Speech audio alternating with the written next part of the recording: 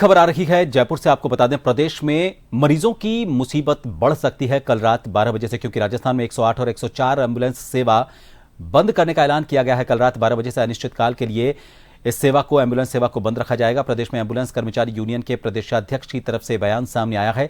वीरेंद्र सिंह शेखावत ने एम्बुलेंस सेवा को अनिश्चितकाल के लिए बंद करते हुए हड़ताल का ऐलान किया है। 108 और 104 एम्बुलेंस सेवा जो स्वास्थ्य विभाग की एक प्रमुख रीढ़ की हड्डी एक तरह से कहा जा सकता है, जो मरीजों को अस्पताल तक लेकर पहुंचती है, उसके सबसे महत्वपूर्ण क्षणों में खबर को लेकर अपडेट लेंगे। जयपुर से हमारे वरिष्ठ संवाददाता योगेंद्र पंचोली इस वक्त फोन लाइन पर बने हुए। योगेंद्र, बहुत बड़ी मुसीबत हो जाएगी अगर अनिश्चितकाल के लिए कल रात 12 बजे से 108 और 104 एम्बुलेंस सेवाओं को बंद करने की और इस तरह के हड़ताल की चेतावनी इनकी तरफ से दी जाती है।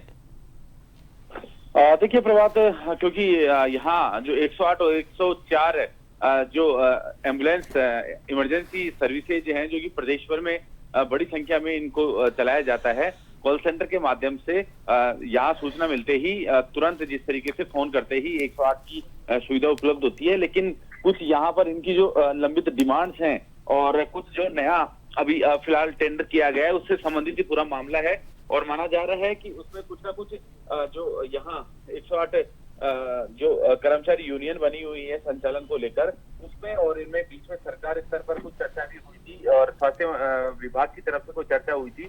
लेकिन उसमें 2 दिन का अल्टीमेटम भी दिया गया था और कुछ देर पहले ही जो इस यूनियन के जो अध्यक्ष हैं उनकी तरफ से अपने उसका इंटरव्यू भी जारी किया गया है और कहा गया है कि कल रात 12 बजे से, क्योंकि उन्होंने यहाँ स्वास्थ्य विभाग जो इस पूरे का संचालन यहाँ इमरजेंसी सर्विसेज के तौर पे करवाया जाता है, तो यहाँ उन्होंने अल्टीमेटम दिया है और कल रात 12 बजे से चेतावनी भी दी है कि जो तमाम प्रदेश भर की 108 और 104 एम्बुलेंस हैं उनके पहिए थम जाएंगे। जी, सरकार की तरफ से कोई प्रतिक्रिया, क्योंकि बात करना बहुत जरूरी है। अगर ये सेवा बंद होती है तो बड़ी दिक्कत लोगों को होगी, तो क्या कोई पहल की गई है सरकार की तरफ से इनसे बात करने को लेकर?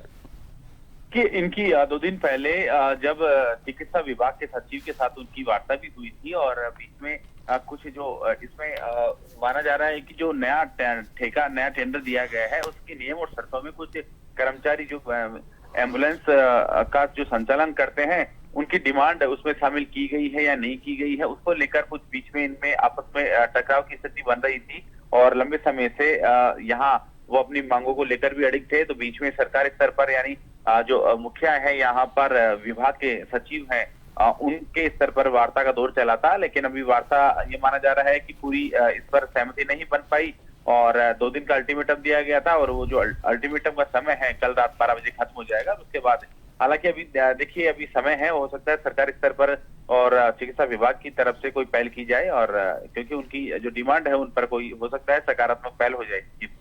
बहुत शुक्रिया योगेंद्र तमाम जानकारी के लिए। तो कल रात 12 बजे से यह हड़ताल की चेतावनी दी गई है। सरकार के पास अभी समय है, क्योंकि 2 दिन का जो समय दिया गया था कल रात 12 बजे पूरा होने वाला है।